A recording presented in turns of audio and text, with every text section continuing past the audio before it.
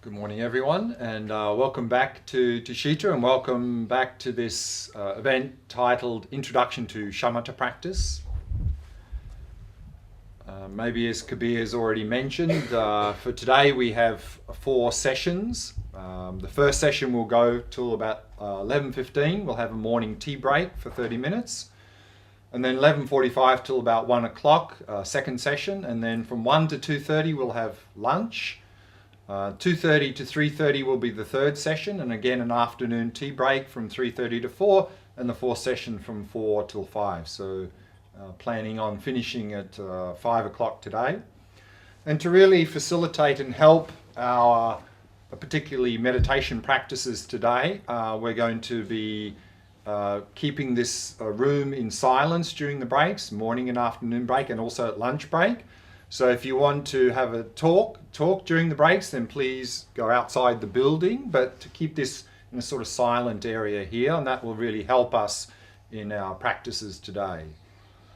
And yesterday evening in our brief introduction to Shamatha, we mentioned that today we're going to be working with 3 objects in this practice. So remember, Shamatha practice, of course, is the practice of cultivating a calm, clear and focused mind. Yesterday we already started working with the breath as an object, and we'll continue in this first and second session this morning working with the breath, particularly working with the abdomen and nostrils. And then in the next session we're going to introduce using the mind as the object of Shamatha practice, so observing our thoughts, emotions and so forth. So that will be introduced in the next session, and we'll continue that session after that object after lunch. And then in the third session, we'll introduce this practice of simply resting in awareness. And we'll practice that in the third and fourth session after lunch. And in the last session, we'll look at how to integrate all of these practices into our daily life.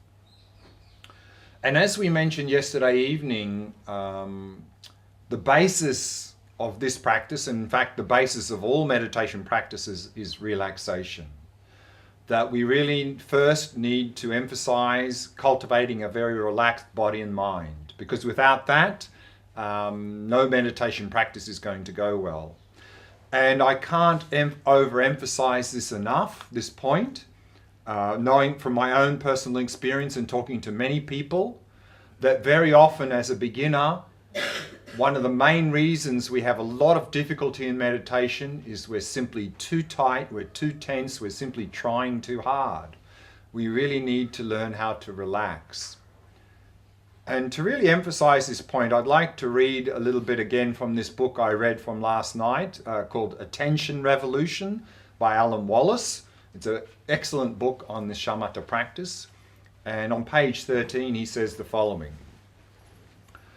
Thus, our practice of mindfulness of breathing, and he's using here the breath as the object, consists of prolonging our awareness of our breath.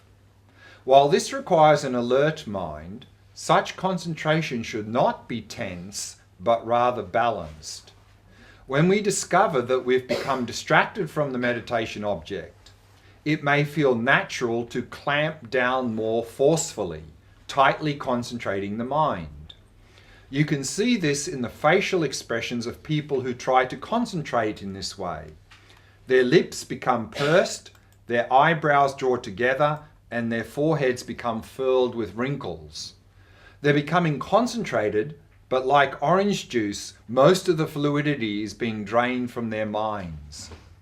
If you want to concentrate for a short time and don't mind the side effects of tension and fatigue, you can follow the above strategy.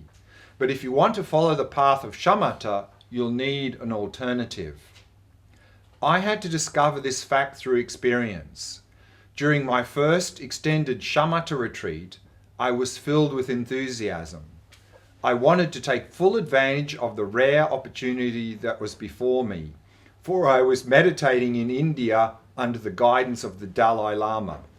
He was actually meditating. Any of you have been to Dharamsala, there's some huts above Dharamkot up the back on a little ridge. That's where he was meditating. This was, I think, in the late 70s.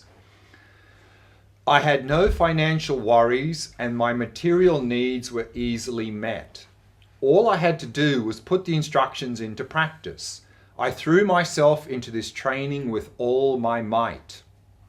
Each morning I would rise at 3:30, except once I slept in until 3:45 and got upset with myself for slacking off.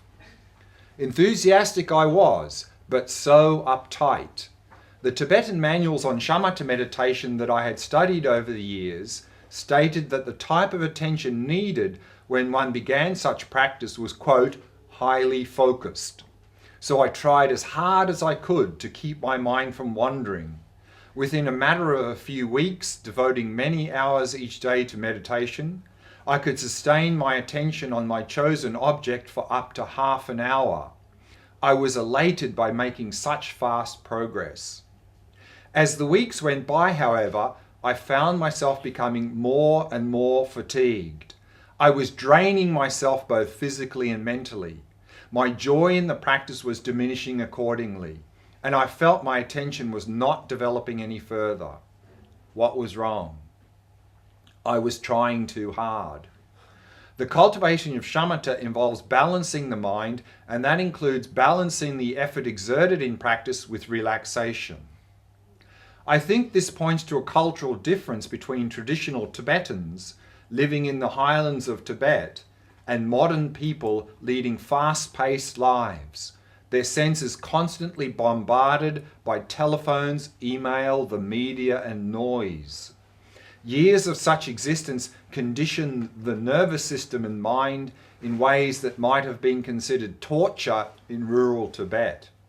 One traditional Tibetan doctor whom I know once commented on people living in the West. So now he's quoting the Tibetan doctor who says, "From the perspective of Tibetan medicine, you are all suffering from nervous disorders. But given how ill you are coping remarkably well." Whether we dwell in Boston, Buenos Aires, Berlin, or Beijing, our minds are conditioned to be more high-strung and engaged in compulsive thinking than the minds of Tibetan nomads and farmers living a century ago. So when Tibetan meditation manuals advise beginners to focus their attention firmly, the instructions are aimed at a very different reader than the average city dweller in the 21st century. Before we can develop attentional stability, we first need to learn to relax. So this is really the key to shamatha and the key to all meditation practices, to establish the basis of relaxation, a relaxed body and a relaxed mind.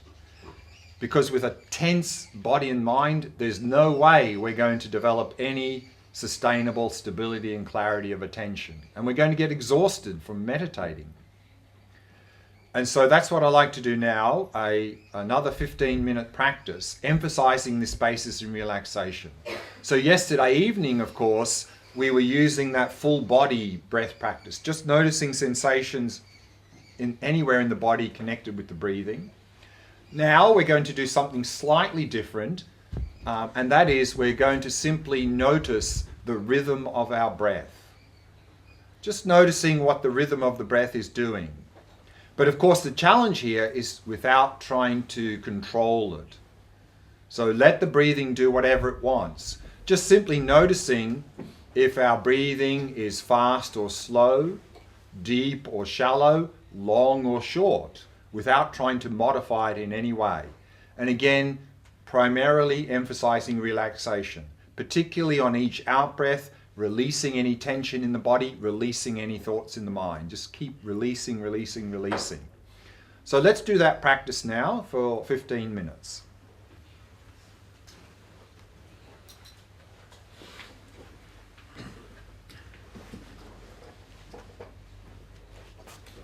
So remember, establishing a comfortable posture. Two things important: keep the back straight and allow the body to be completely relaxed.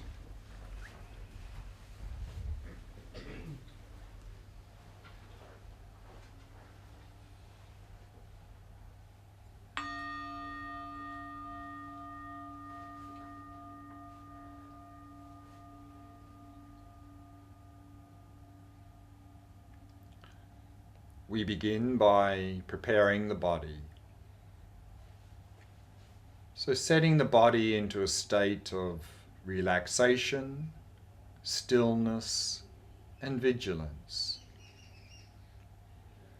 So a vigilant posture is to simply keep the back nice and straight. And then at the same time allow the entire body to become completely relaxed, completely at ease.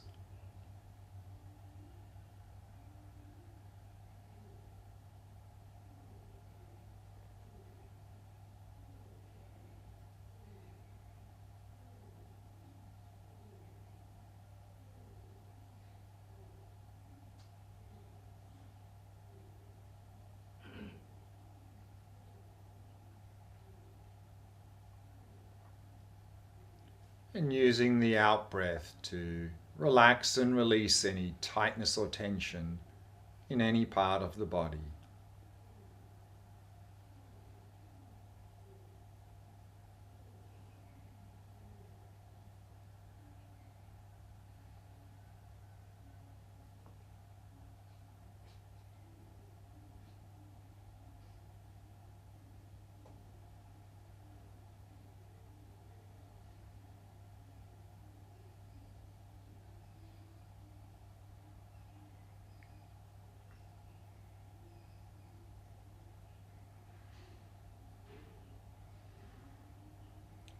And relaxing more deeply with each out-breath.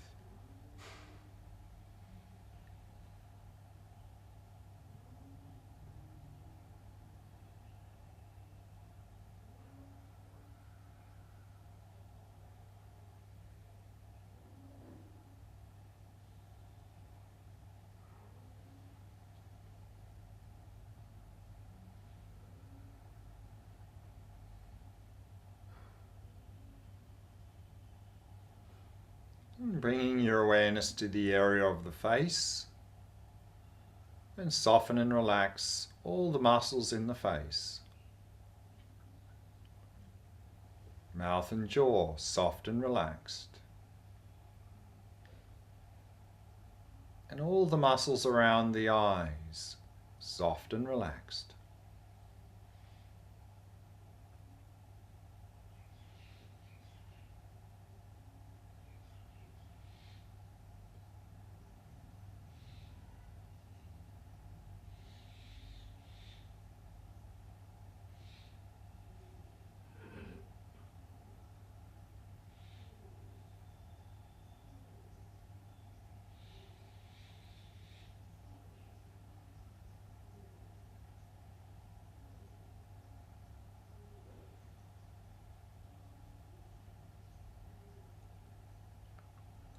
Allowing the breathing to settle into its natural rhythm.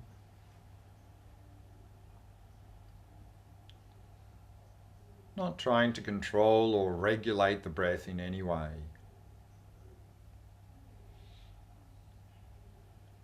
Simply allowing it to flow naturally and effortlessly.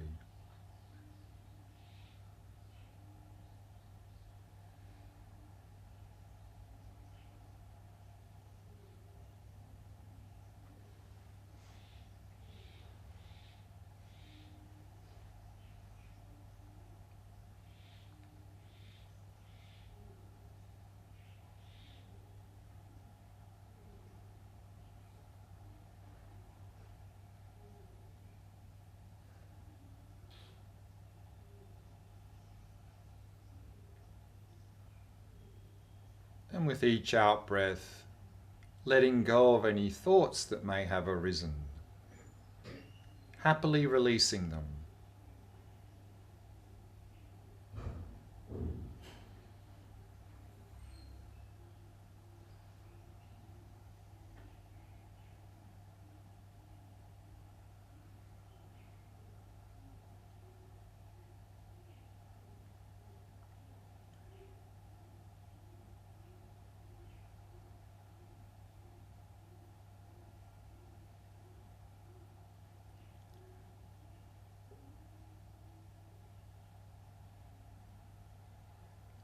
And simply allowing the mind to come to rest in the present moment.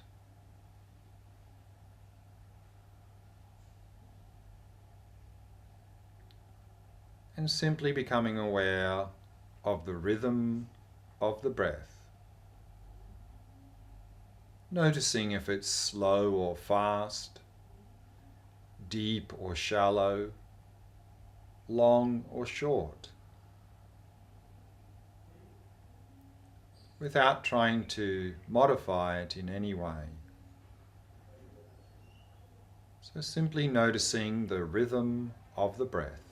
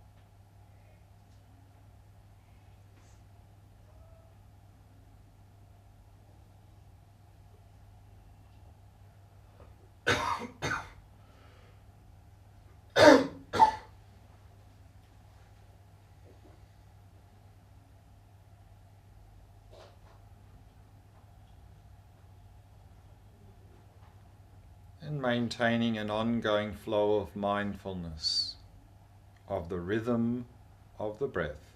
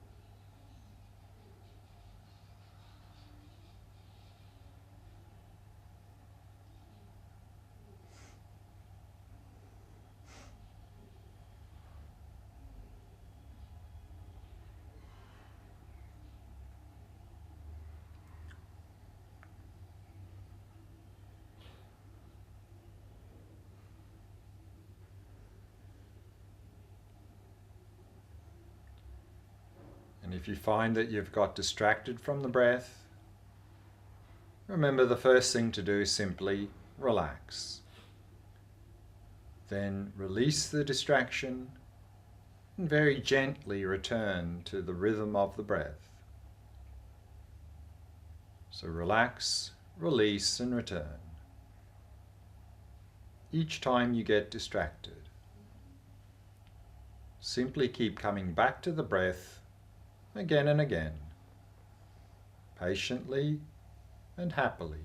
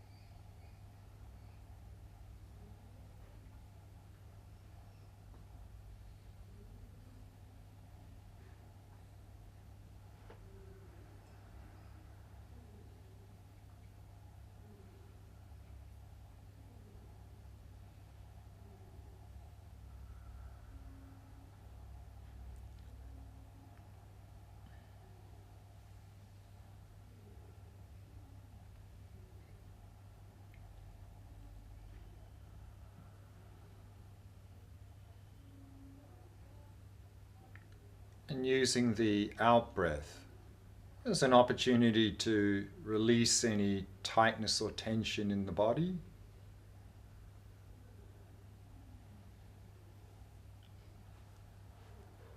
And using the out breath as an opportunity to release any agitation or tension or distraction in the mind.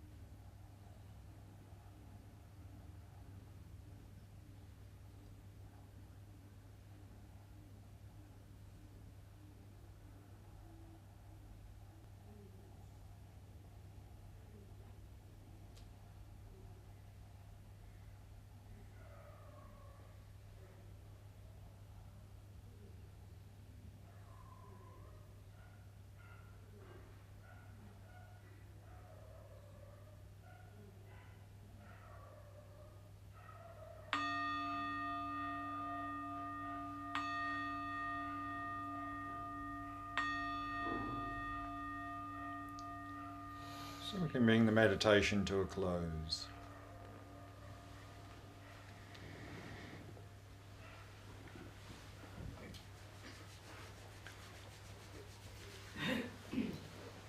Before we move on to the next shamatha practice, that is focusing on the abdomen, just a short review of some of the points we covered last night.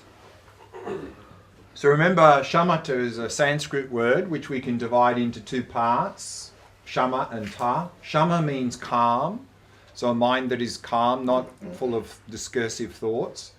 And ta means to remain or abide. So often shamatha is translated into calm as calm abiding in English. So what we're talking about, of course, is not only a mind that is calm, but it's abiding single-pointedly on an object. So of course we're talking here about single-pointed concentration. So shamatha practice is the practice of cultivating a calm, clear and focused mind. And in the Buddhist context, this comes within the three core areas of training in all Buddhist traditions. That the foundation, of course, is ethics, or shila in Sanskrit, avoiding harmful behavior. And on that basis, we engage in the concentration practice. So in Sanskrit, this is called, the Sanskrit word is samadhi, to develop this single-pointed concentration. And so here, in the Mahayana Buddhist traditions, this concentration practice is often simply called shamatha practice. Those of you who are more familiar with some of the Theravada Buddhist traditions probably never heard even the word shamatha, because in Theravada traditions, when they talk about concentration practice, they use a different term called jhana. So they often say we're doing jhana practice. So it's the same practice, just different name. Developing single-point concentration. And this, of course, is the basis of the wisdom practice, or prajna in Sanskrit. The wisdom practice, particularly here, to gain an insight into the nature of reality.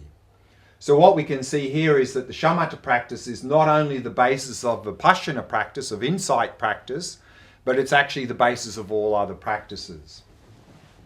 And then also yesterday evening we saw that in shamatha training, one important point is what's called preconditions. This is what's talking about the framework, how to set up our life in such a way to support this practice. And this is very important, because if we don't have a healthy framework for our shamatha practice, it's not really going to be very effective. What that looks like, we're going to look at in the last session today. In terms of actual practice, of course, practice has two parts, meditation and daily life, how integrating into daily life. So, of course, we're going to look at how to integrate this practice in daily life also in the last session today. In terms of meditation practice, of course, meditation practice always has two parts, preparation and actual meditation. So yesterday evening we looked at how to prepare ourselves well at the beginning of every meditation in terms of setting up a good posture, in terms of quieting any chit-chat using a breathing exercise, and then just preparing the mind by bringing the mind into a present moment and having a good motivation. And then in the actual meditation here for Shamatha, we're looking at four things. We looked at those last night. What qualities are we cultivating in this practice?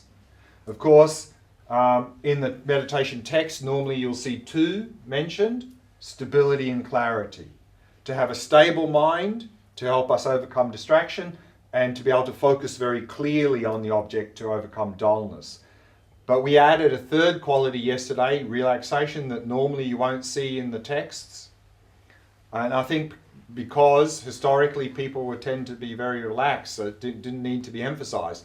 But unfortunately in the modern world that's not the case, that we have very hectic, fast-paced lives, a lot of agitation and stress and tension, and we need to deal with that first.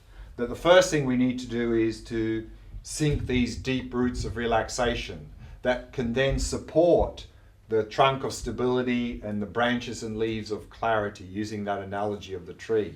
So we are to emphasize these three qualities in this order. First, establish a basis in relaxation, then work on improving stability of attention, then work on improving clarity of attention. And then we saw in terms of objects, there are many objects we can use in this practice. The one that is most widely emphasized in most Buddhist traditions is the breath. And in this yesterday evening and today we're looking at the full body breath practice we looked at yesterday evening. And what we just did now, something very similar, focusing on the rhythm of the breath. So both of those are very good for working with relaxation. Now we're going to introduce the practice of focusing on the abdomen, the rising and lowering of the abdomen. This is emphasized in particularly many Theravada Buddhist traditions. And in the next session we're going to introduce the practice of focusing at the entrance of the nostrils, also emphasized in many Buddhist traditions. Then also in the next session we're going to look at the practice of observing the mind as the object of Shamatha practice.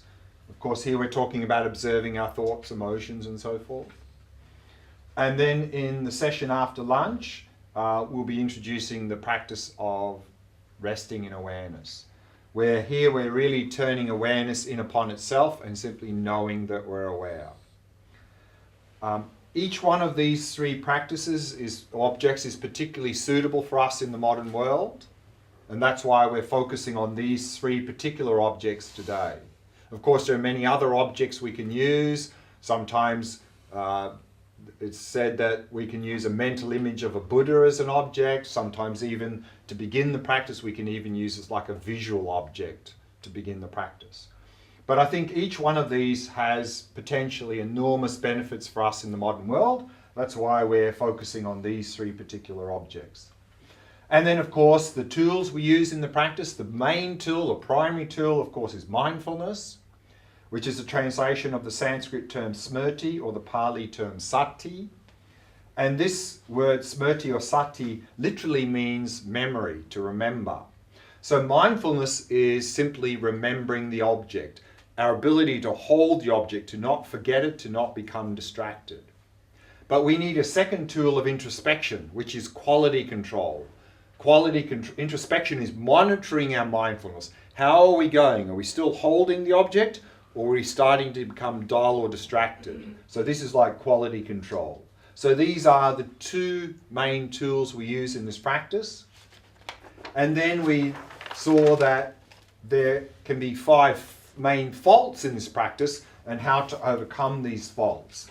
The first fault is laziness. How to overcome laziness with respect to this practice is like everything in our life. To overcome laziness in any task or anything we do is to understand and reflect on the benefits of that activity. Because if we understand the benefits of this practice, we're going to have a lot of faith in the practice. The practice is going to bring us a lot of benefit. Once we have faith that this practice will benefit us, that will lead to aspiration. We'll want to do the practice. The more we want to do the practice, the more we'll put effort into the practice. And the more effort we put into practice, the more we'll have what's called pliancy, this flexibility or serviceability of body and mind. And we'll talk a little bit more about that later today. And then, of course, the second fault is forgetfulness, either forgetting the instructions or forgetting the object. The antidote to that, of course, is mindfulness, to remember the object, to hold the object. And then we have the two imbalances here of dullness and distraction. And the antidote there, of course, is introspection, is quality control, is noticing when we're becoming dull or distracted, and then fixing that. If we don't fix that dullness or distraction, that's non-application. So if we notice we've become dull or distracted, but we don't do anything about it, that's a fault. That's non-application. So the antidote to that, of course, is application, which means if we've become dull or distracted, fix it, do something about it. And usually application will simply mean reapply mindfulness to the object. But then there's one last fault that, as a beginner, is not really a big issue, but it can become a problem later, the further we get into the practice, is over-application. And that is where we're actually focusing the object very well, but we are unnecessarily adjusting our focus. So that's a fault. So the antidote there is equanimity. And here equanimity means balance. It means our mind is already balanced, so just leave it as it is. So these are the 5 faults, and these are the 8 antidotes to those faults. And by applying these antidotes to these faults, then we can slowly move along the various stages of shamatha practice to the goal of shamatha. So remember, shamatha is a particular level of concentration we are striving for in this practice. And after the next meditation, we're going to have a look at this chart, which describes the stages of progress in the shamatha practice. But before we go there, I'd like to introduce, and we'll practice now, the second variation of the breath practice, that is the abdomen. So this is particularly good for improving stability of attention, and this is abdomen, focusing on the abdomen is emphasized in many of the Theravada Buddhist traditions. And when we say to focus on the abdomen, what we're actually focusing on, of course, is the rising and lowering of the abdomen as we breathe.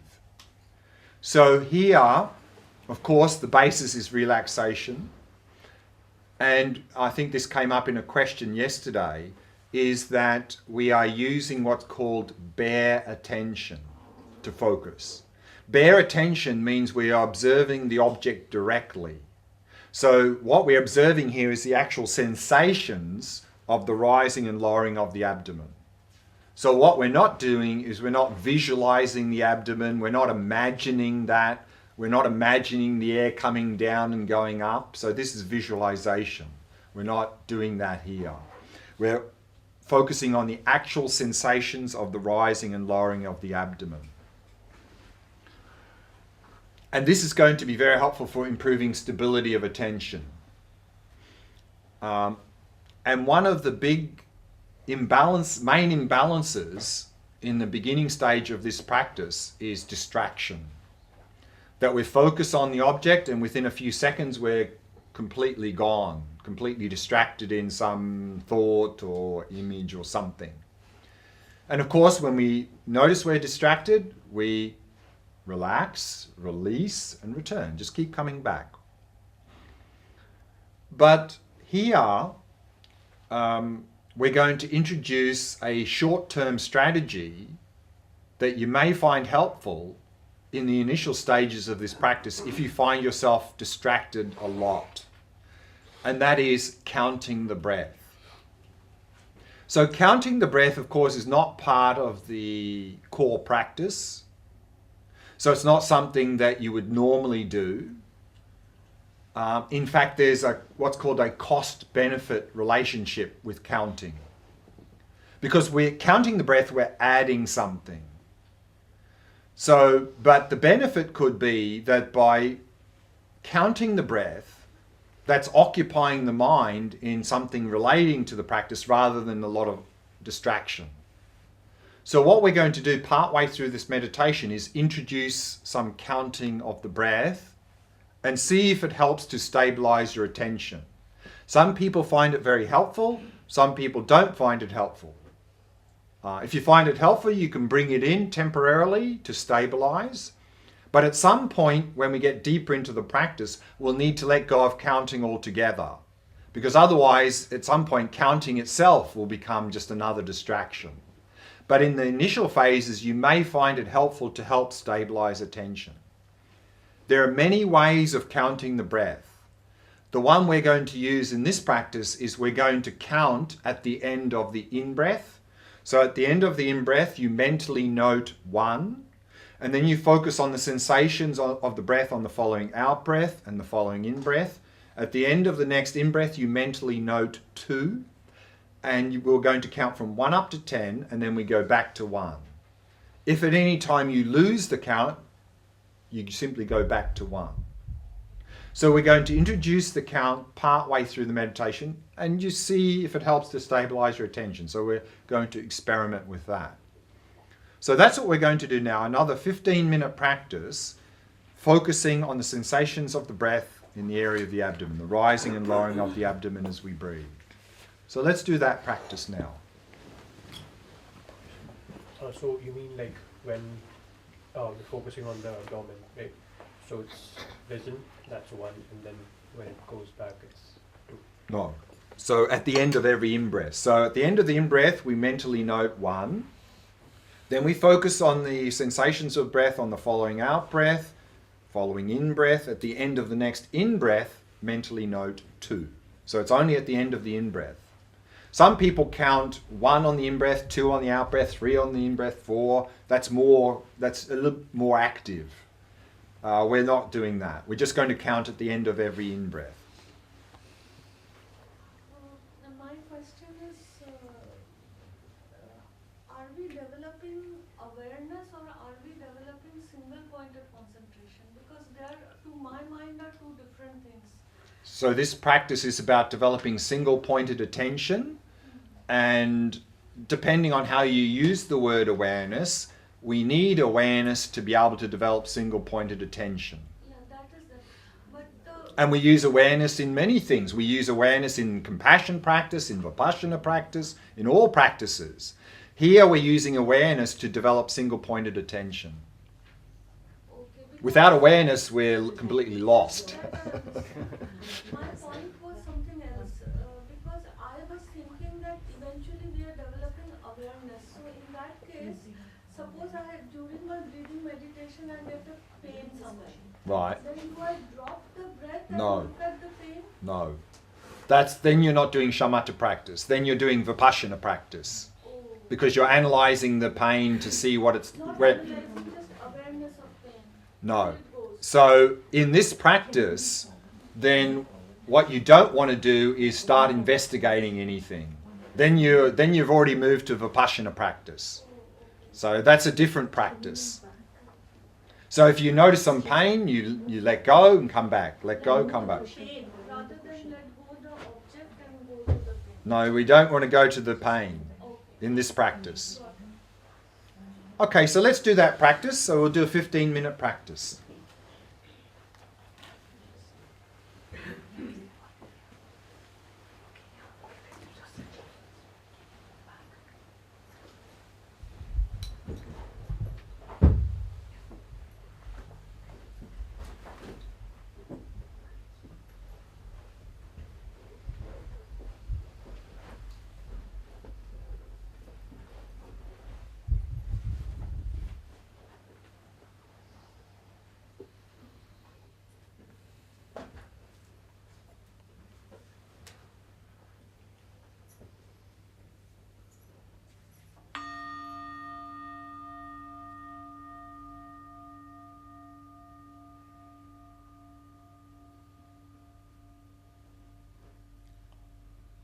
As always, we begin by preparing the body.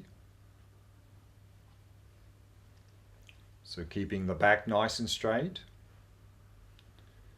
And at the same time allow the entire body to become completely relaxed, completely at ease.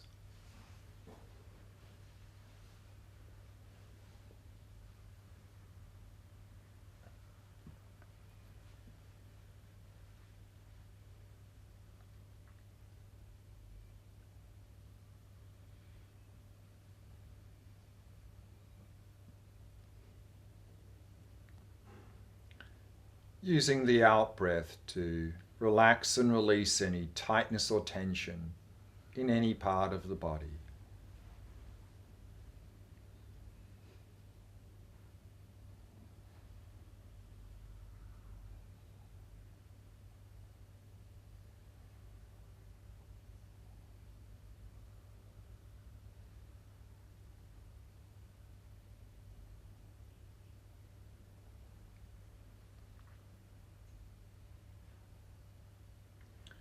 And if you find it helpful, you can take 3 slow, deep breaths, maintaining awareness of sensations throughout the body as you breathe.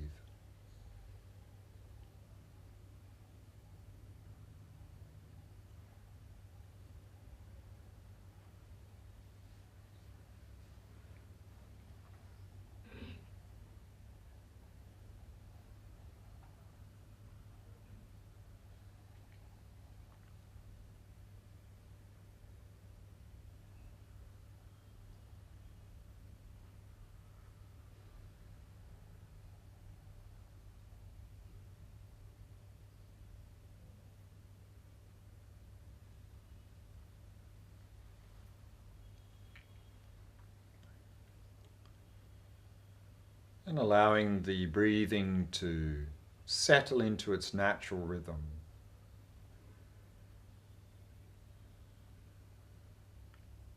Simply allowing the breath to flow naturally and effortlessly.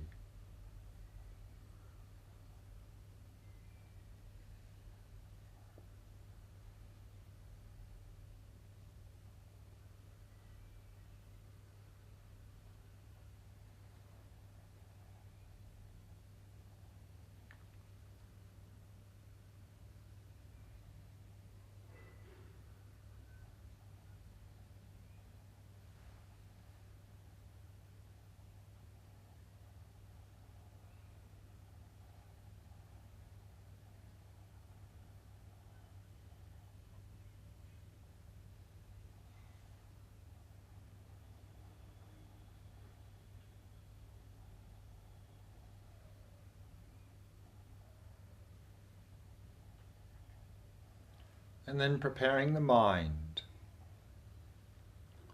So not dwelling in the past, not anticipating the future. In particular, letting go of any expectations for this meditation. Letting go of all of these things. And simply allowing the mind to come to rest in the present moment.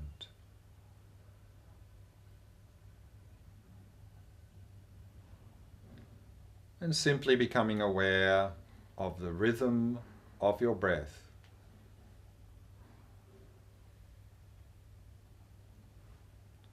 Noticing if it's slow or fast, deep or shallow, long or short,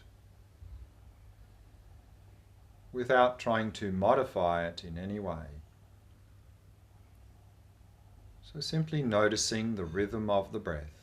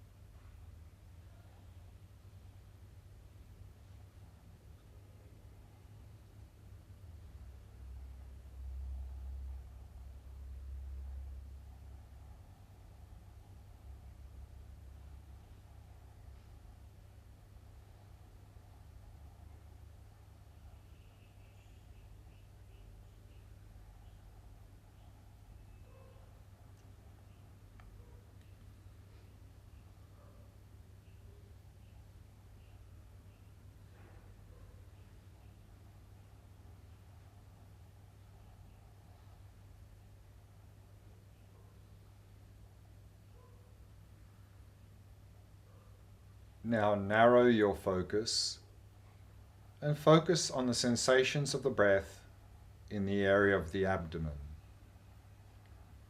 Focusing on the sensations of the rising and lowering of the abdomen as you breathe.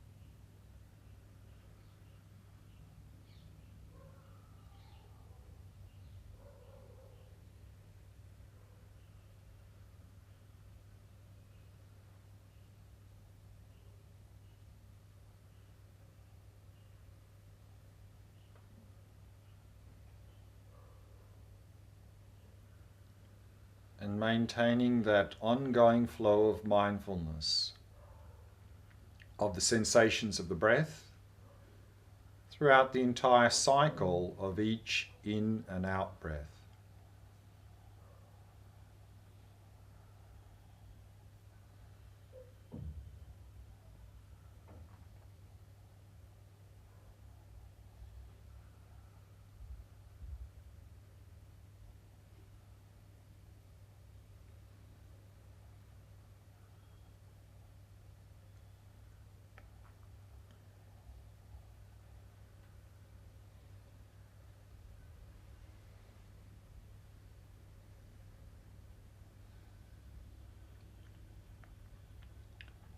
And if you get distracted from the breath, remember the first thing to do is simply relax.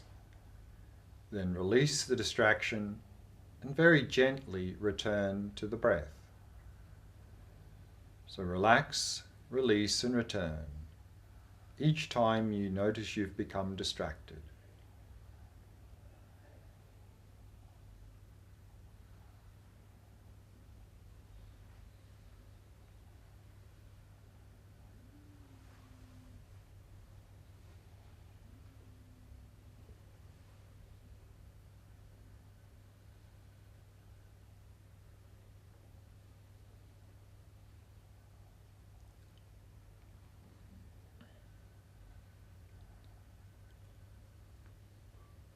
So let's now experiment with counting the breath to see if it helps to stabilize our attention. So remember, we're counting at the end of every in-breath, counting from 1 up to 10 and then going back to 1. And if at any time you lose count, simply go back to 1.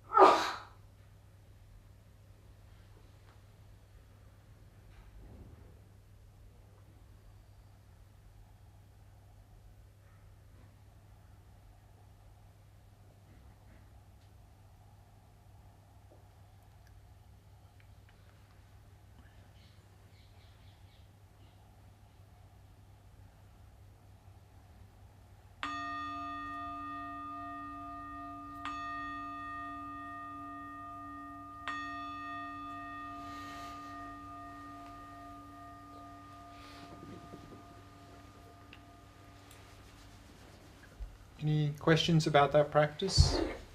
When in the counting, then we're only focusing on the in-breath and out-breath, no longer the abdomen, right? No. You should remember, in this practice, the object is the sensations of the breath in the area of the abdomen. So what we don't want to do with this is turn this into mindfulness of counting. Then we're lost. What we want to do is very briefly at the end of every in-breath, mentally note the count.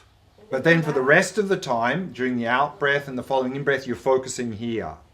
So you're just adding a little bit of counting to keep you more stable. It's even more mental work. Exactly. That's why counting, there's what's called cost benefit. The cost is you're adding mental activity. The benefit is that if our mental activity now is we're completely distracted by lots of other things, at least if we're occupying our mind with counting when we can't have time to get caught up in lots of other distractions. So if you find that you're heavily distracted a lot, you may find counting can let go of some of that. But you will find when you get deeper into the practice that counting itself will become now another distraction. So there's a cost benefit with it. So some people find in the very beginning counting doesn't help, then leave it out. Some people find it useful. But what I would recommend is only bring it in when necessary. Don't have it as part of the standard practice. So if your distraction is gone away, then you can drop the counting. Exactly. So if you're meditating and you're finding you're heavily distracted, bring in some counting. And when you notice your mind settles down more, let it go and just stay with the breath. And then if you find again, it's a temporary short-term measure that may be useful. That's all. So two questions. So while I'm doing the practice, so I feel the whole process is rhythmic. Is? Rhythmic. Rhythmic. Okay, Yeah. if it's rhythmic, you notice that. But sometimes it may be arrhythmic. It may be sometimes deep, sometimes it might be shallow, sometimes it may be long, sometimes short, sometimes fast, sometimes slow. That's okay, it doesn't matter. That doesn't mean I'm controlling it, right? Like, again, just noticing it, no. But we have to be, if you have a preference, then when you have a preference, then you start to control. okay. So if you prefer that it is very shallow, very rhythmic, the mind will start to try and push it that way. So if you notice any preference, let it go. So in this practice, whether it's rhythmic or arrhythmic is irrelevant. Okay. We're just noticing sensations of the breath. That's it. And the second one, so about the whole practice, so like there are instructions, like the posture and everything. So while I'm in practice, these are the distractions. Am I straight? Am I like... Right. So like counting, as a beginner, to help us to remember what to do and to keep in practice, we need to do a little bit of commentary. Minimal. Because occasionally as a beginner we need to go, am I still on the breath? Is my back still straight? We need a little bit of commentary because otherwise we're completely lost. Right. But of course, once we get into the practice and it becomes sort of habitual, keeping doing the commentary is just a distraction. Right. So then we really need to let it go. So don't do too much commentary, but as a beginner, a little bit of commentary is actually useful and essential. But then slowly it becomes a more habitual thing, and then we can let go of all commentary altogether. Mm-hmm. So if I feel like my back is not straight while I'm focused, I'm aware of that, like. And then you adjust, yeah. Okay. You adjust, yeah. Adjust and get back. No. You'll find that probably initially you'll need a little bit of commentary going, is my back still straight? But after some time you'll notice that that'll just happen automatically. You won't need the commentary because it becomes a habit. There are different ways of wheel counting. Counting, many different ways. Many different ways, but you specifically focus on the counting at the end of the in-breath. What is the unique of this? Right. It's my personal preference, and a few teachers I follow also have this preference. And for me is that counting at the end of the out-breath, I tend to sort of, push it out. Mm-hmm. I find that at the end of the in-breath is also because the in-breath is a natural time to arouse attention. So when you're coming to the end of the in-breath, your attention is more aroused, then you can count. And then the out-breath, you're relaxing. Because if you're trying to count on the out-breath, at the end of the out-breath is a better time to relax. But if we're having to be more alert to count, then that sort of can work a bit against the relaxation. But it's personal preference. Some people really like the out-breath, but my personal preference is the end of the in-breath. Some people talk about at the end of the in-breath 1, out-breath 2, in-breath. For me, that's a little bit too much. And some people think they do every second or third breath they count 1. So, I mean, again, I think it's personal preference. Whatever works best for you, use that. 1 to 10, or keep counting, or sometimes people go 1 to 10, then start counting backwards from 10 to 1. I mean, whatever system you find works, use that. The best one is the one that works for you. And remember, whatever counting we do, this is not part of the standard practice. It's only a temporary short-term strategy to only use if you're heavily distracted. Don't have it as part of the normal practice, because what's going to happen is instead of mindfulness of breathing, it'll be mindfulness of counting. Thank you. Yeah. Down the back.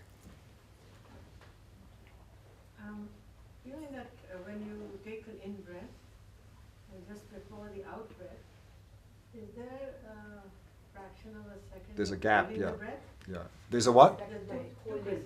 Holding the breath. Yeah, we don't. Like this, a moment when you are transitioning. Yeah, there's a transition point, and there will be a transition point where between the end of the in-breath and the beginning of the out-breath, but that's okay. But what we don't want to do is try to make that longer or shorter. We're not trying to hold the breath. I mean, there are some other exercises where they do that, and that's okay, but not in this practice. And what we don't want to do, and what we want to do, is continually focus on sensation. So even in that gap, where between the end of the out-breath and in-breath, where there's no movement, but there's still sensations in this area, even if there's no movement. So just focus on the sensations that are there, even in that gap. And the second question, I'm not a yoga practitioner, but I've read a lot of books. And they always say when you take in the in-breath, then the out-breath should be like twice as long or 3 times as long. But again, this is simply practices that have a certain purpose. And for example, things like pranayama, and that there are many different breathing exercises, and they have a certain purpose, and they can be very helpful. But what we don't want to do is we don't want to add that here. So what we can do is, if we notice generally, and that's the case for many of us in the modern world, not only is our posture, we're like this, but our breathing is usually not very good. So what would be helpful is to use these sorts of practices to improve our normal way of breathing in daily life. But then when we come into this practice, is just let the breath do whatever it needs to do. But as a separate exercise, yes, it can be very helpful to do these sorts of things to establish a better way of breathing in daily life, so we get better oxygenation in the blood and so forth. But in the middle of the shamatha practice, that's not the right time to do this breath manipulation work. So you talked about introspection before, right? So during the meditation, as you mentioned, it's sort of follow-up question. A lot of times we realize, are we breathing properly? Is our back Monitoring, straight? yeah. Is this a part of introspection? Yeah. So introspection is monitoring not only our attention, but it's also monitoring things like the posture and so forth. That's quality control. So in quality control is also, am I still sitting upright and so forth like this? Yeah. So that's all quality control. That's introspection. Ideally, it should happen during the meditation or post-meditation, because then we are actually putting in some thoughts, right, about how we are right now during. Right, but again, once introspection gets developed, it becomes automatic. It's not like we have to think. But now, because introspection is not well developed, we need to consciously have a little bit of commentary. But once it starts to get developed, it'll be just a natural process. It'll happen without any really thinking. But it'll take time. Okay, what I'd like to do now is have a look at the stages of progress in this practice very briefly. We've got a number of printouts here, but I don't think there's enough for everyone. So maybe you hand them out, you can sort of share between two. So a couple of people like to hand them out. Maybe share between two people, one.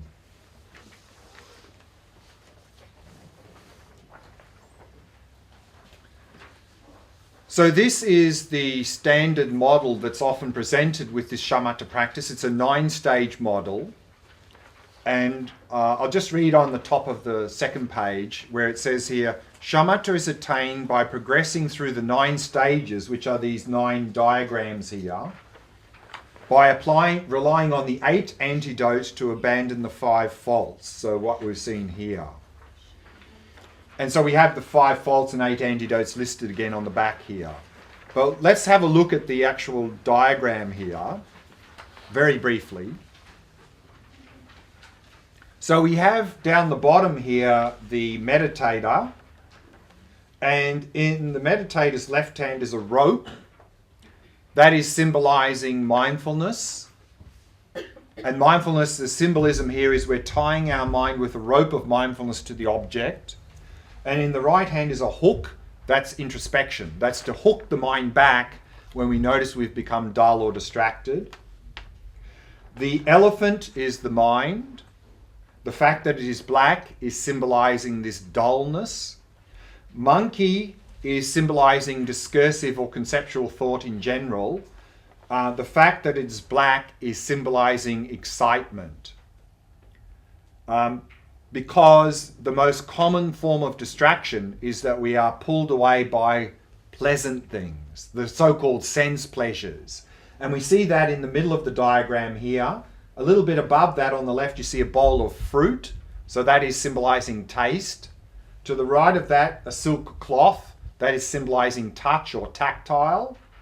Above that we have 2 round objects which are symbols, which is sound. To the left of that we have a shell, a conch shell with perfume in it, so that's smell. And diagonally above that we have a round object which is a mirror, so that's visual. So these are the 5 sense objects that are the most common form of distraction. So often in these descriptions, instead of distraction, you'll see the word excitation or excitement. And what we notice here down the bottom, at stage 1, which is called setting the mind, or here it's called directed attention, what we notice is the elephant and monkey are running wildly ahead of the meditator. So what we notice at the first stage of practice is that our mind is completely out of control. That we sit down, and let's say we're using the breath, we try to focus on the breath, and usually after 2 or 3 seconds, off we go on some distraction. And then often minutes later we go, well, hang on, I'm supposed to be on the breath. We come back to the breath for another 2 or 3 seconds, and then off we go again for another few minutes. So that is describing the first stage of progress in the practice.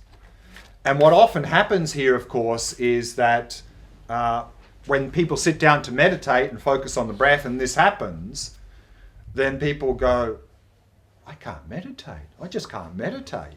In fact, I must be doing something wrong because my mind now is completely out of control. Before it used to be sort of okay, but now it's gone completely crazy. I must be doing something wrong. If this is your experience, very good. It means you can meditate, you're making progress. Because the very first sign of progress in this practice is simply noticing how chaotic and out of control our mind really is.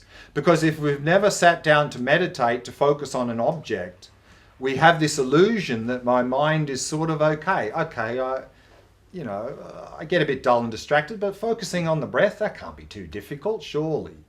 And of course, when we sit down and we find that it's almost impossible to focus on the breath, and 99% of the time we're completely distracted, then that's the conclusion we come to. We can't meditate, we're doing something wrong. But in fact, that is the first sign of progress, is simply noticing how chaotic and out of control our mind really is. And then often also what happens is in a group situation like this, then people often open their eyes and look and see everyone else is super still. I'm the only one who can't meditate. I'm hopeless. But probably everyone is having the same experience. So actually, it is the sign of progress. That is the first stage of progress in this practice, is simply noticing how chaotic and out of control our mind really is. And then if we continue to practice, we'll go around the corner here into the second stage. Here, this is translated as continuous attention. What we notice at the second stage of practice is now the elephant and monkey are not running so fast, and they have a little bit of white on the tops of their head. And so this is a factor of stability and clarity. So now we're going to notice that sometimes in our meditation, our mind is settling down a little bit. It's becoming a little bit more stable, a little bit more clear. So much so that maybe now we can focus on the object for up to a minute or two. But then even when we get distracted, we're still distracted for long periods of time. So even at the second stage of practice, we tend to be more distracted than we are on the object. But if we keep practicing, we'll go around the corner to stage 3 and 4. And this road here is called the Road of Mindfulness. So now our mindfulness is getting a lot better. So what we notice at stage 3 now is that the rope of mindfulness is now tied to the elephant of the mind, meaning our mindfulness is getting a lot better. And at stage 3, we can hold the object for longer periods of time, maybe 5 to 10 minutes at a time. And now if we get distracted, we quickly recognize that and quickly come back to the object. And that's symbolized by the elephant turning the head backwards, meaning we're quickly coming back to the object. But what we see at stage 3 now is the rabbit has come into the picture on the back of the elephant. The rabbit is symbolizing what's called subtle dullness. And from stage 3, we need to start to recognize this, because if we don't, we'll get stuck here. Because at stage 3, we can focus on the object well. Let's say we're talking about the breath. We can focus on the breath quite well. If we get distracted, we quickly come back. And we may think, well, I think I'm nearly at Shamatha already, because I'm pretty well on the breath the whole time, and if I get distracted, I just quickly come back. But even though mindfulness is getting better, we still have a lot of work to do on the quality of our attention. And if we don't notice that our mind is actually not very sharp and clear, we'll get stuck here. So that's why from stage 3, we need to notice the rabbit, the subtle dullness, to sharpen the mind a little bit. At stage 4, now our mindfulness is getting much better, and we can focus on the breath the entire session without ever completely losing it.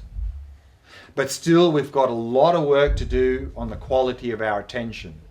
I think it came up last night in that the question was, can we focus on 2 things at the same time? And of course the answer is no. But it seems like we can. In fact, we may be focusing on the breath and thinking about what we're going to have for lunch at the same time. But of course that's not the case. What's really happening in a very short period is we are flipping backwards and forwards between those 2 things rapidly to give the illusion that we're focusing on 2 things together. But what's happening is our attention is completely fragmented. And so that's a very poor quality of attention. So this can even happen at stage 4.